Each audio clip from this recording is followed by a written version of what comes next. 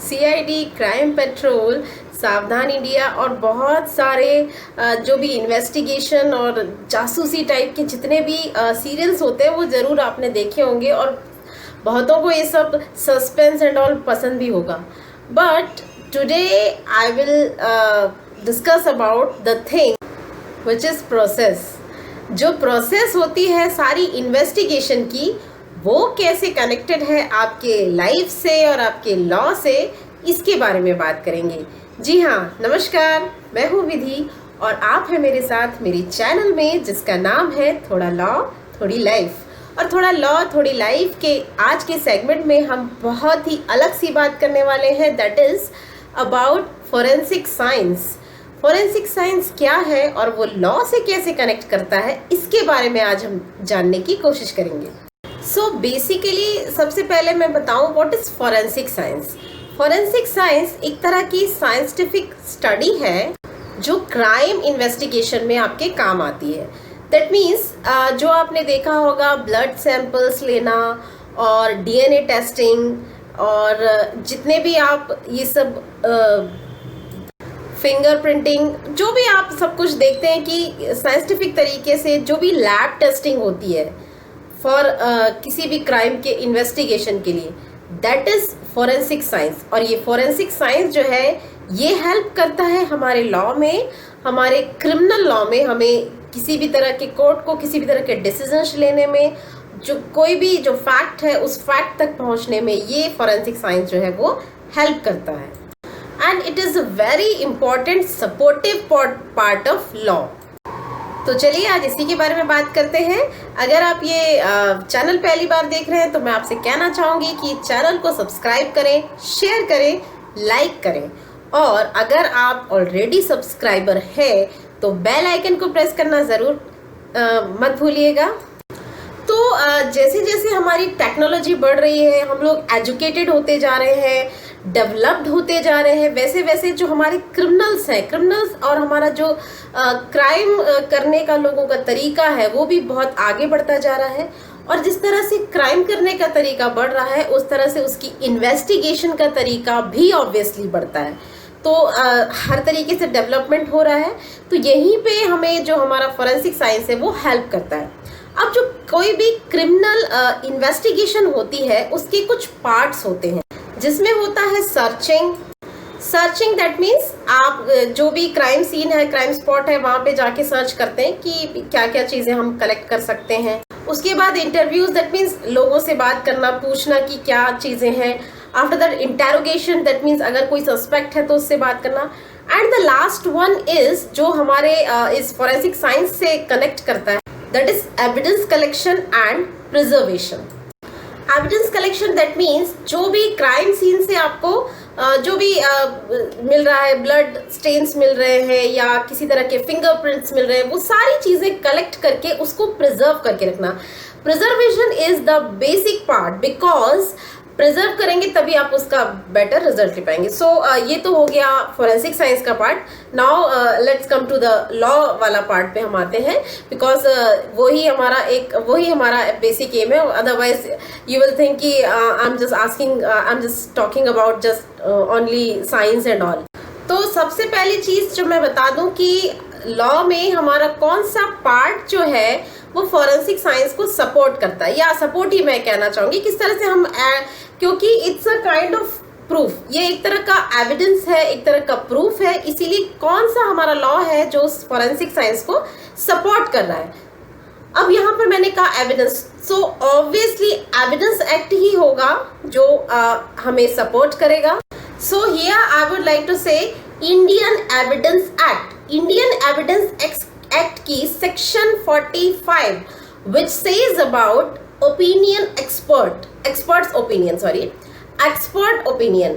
That means opinion of expert जो है उसके बारे में बात करता है सेक्शन 45, और यही हमारा फोरेंसिक साइंस जो है वो कनेक्ट करता है. हाउ? आपने देखा होगा कि जितनी भी ये रिपोर्ट्स हैं, ये पूरी साइंटिफिक मेडिकल रिपोर्ट्स हैं, तो हमारा जो एक्सपर्ट है वो फिंगरप्रिंट एक्सपर्ट हो सकता है. डीएनए प्रोफाइलिंग अगर हमने की हुई है तो डीएनए के लिए एक्सपर्ट साइंटिस्ट हो सकता है. उनका ओपिनियन लिया जाएगा during the trial, during the procedure, और आफ्टर दैट वो अगर एडमिसिबल है तो उसको एडमिसिबल किया जाएगा। तो यहाँ पर हमारा फॉरेंसिक साइंस जो है वो कनेक्ट करता है, जो एविडेंस एक्ट की सेक्शन 45 जो है उसके बारे में बात करती है। अब एक इसमें इंपॉर्टेंट चीज मैं आपसे कह दूं कि इट इज नॉट पॉसिबल कि हर कंडीशन में हम पूरी तरीके से इसी एक्सपर्ट ओपिनियन पर डिपेंड करें, लेकिन फिर भी बहुत सारे ऐसे केसेस हुए हैं जहां पर इनकी बेसिस पर डिसीजन लिए गए हैं, इनकी बेसिस पर ट्रायल का बहुत सारा पार्ट जो है वो डिपेंड किया है। तो यहाँ पर मैं सबसे पहले बता दूं कि सबसे पहला इंडिया का केस जिसको कि आप कह सकते हैं जो फॉरेंसिक की हेल्प से सॉल्व किया गया था, that is tandoor murder case. 1995 में नैना साहनी मर्डर केस जो था उसको आप तंदूर मर्डर केस भी कहते हैं, उसकी बेसिस पर ये सॉल्व किया गया था। देन हाउ इट इज, एक पर्सन ने अपनी वाइफ को उसका मर्डर करके उसके पीसेस करके तंदूर में उसके सारे पीसेस डाल के जला दिए थे। देन आफ्टर दैट, और कोई सबूत ही नहीं था, दैट मीन्स हमारे पास कोई बॉडी नहीं थी, कुछ नहीं था, तो कोई सबूत ही नहीं था।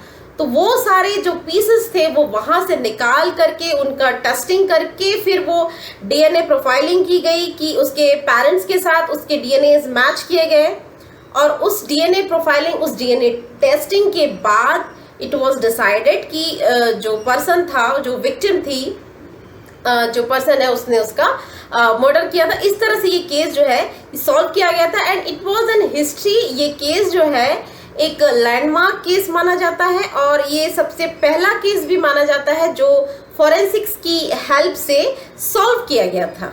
The next important case was Vishal Yadav versus state of UP 2014, जिसको कि आप नीतीश कटारा मर्डर केस के नाम से जानते होंगे। यहाँ पर भी जो विक्टिम है उसका only unburn palm was available, उसका सिर्फ एक अनबर्न पाम जो था वो हमारे पास अवेलेबल था, जिसकी वजह से आफ्टर डीएनए प्रोफाइलिंग ही हम जो है इस केस को सॉल्व किया गया था। इसके अलावा ये जो टेस्टिंग है, हमारे अलग अलग तरीके के टेस्टिंग जो होते हैं, ये कहीं ना कहीं कंट्रोवर्सी में भी रहते हैं, जैसे कि ब्रेन मैपिंग और लाई डिटेक्शन जो स्पेसिफिकली होता है। तो ये भी एक तरीके से, ये भी एक मैटर, एक इशू था 2010 में Selvi versus state of Karnataka में। यहाँ पर कोर्ट ने सीधा सीधा कह दिया कि ये जो है किसी भी पर्सन की राइट टू प्राइवेसी जो है उसको वायलेट करता है। तो इसीलिए अभी भी ये वाला जो टेस्टिंग है स्पेसिफिकली ये बहुत ज़्यादा अलाउड नहीं है और बहुत ज़्यादा इसको उतना प्रेफरेंस नहीं दिया जाता है, इसको राइट टू प्राइवेसी के अगेंस्ट ही कहा जाता है।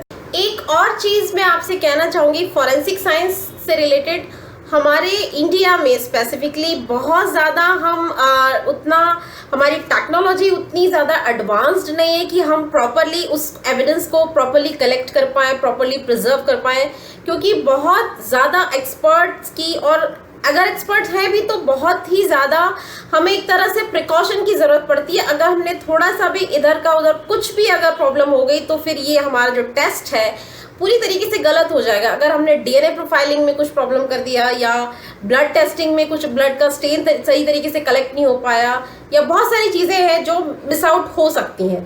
तो इस तरीके से फॉरेंसिक साइंस जो है वो लॉ में हमारे, स्पेशली हमारे क्रिमिनल लॉ को सपोर्ट करता है, एक तरह से उसके लिए बहुत इम्पॉर्टेंट पार्ट बनता है। तो उम्मीद है आपको ये वीडियो पसंद आया होगा, which is forensic law and science. So हम मिलते हैं अपने अगले वीडियो में। तब तक के लिए अगर आपको वीडियो पसंद आया हो तो लाइक करें, शेयर करें, सब्सक्राइब करें, और आप मुझे फेसबुक और इंस्टाग्राम पे फॉलो कर सकते हैं इसी नाम से, विच इज़ थोड़ा लॉ थोड़ी लाइफ। तो मिलते हैं हमारे अगले वीडियो में, तब तक के लिए नमस्कार।